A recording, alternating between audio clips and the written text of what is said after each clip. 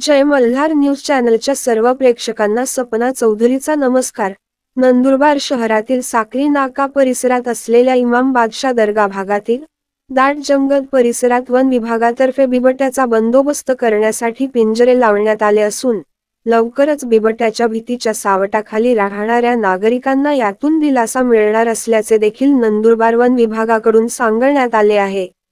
मागील गेल्या काही दिवसांपासून नंदुरबार शहरातील माळीवाडा परिसरात असलेल्या धानोरा प्रवेशद्वार परिसर तसेच नंदुरबार शहरातीलच साक्री नाका भागातील इमाम बादशाह दर्ग्याकडे जाणाऱ्या रस्त्यावरील पाताळगंगा नदीच्या पुलापलीकडील भागात असलेल्या मोकाट जंगलात मागील 2 दिवसांपूर्वी बिबट्याने येऊन शेळ्या फस्त केल्या होत्या, तर एक अर्धवट वराहाची शिकार करून सोडलेल्या अवस्थेत नागरिकांना आढळून आले होते।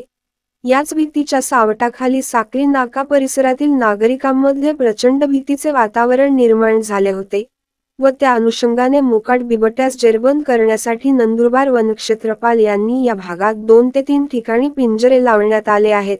यावेळी नंदुरबार वनविभाग कार्यालयाचे वनपरिक्षेत्रचे अधिकारी वनक्षेत्रपाल वर्षा चव्हाण, वनपाल बिलाल शाह तसेच वन्यप्राणी संरक्षण आणि बहुउद्देशीय संस्था नंदुरबारचे अध्यक्ष संजय वानखेडे, चेतन पाटील, राहुल खैरनार, कैलास देसाई आदी यावेळी उपस्थित होते। सपना चौधरी, जय मल्हार न्यूज, नंदुरबार।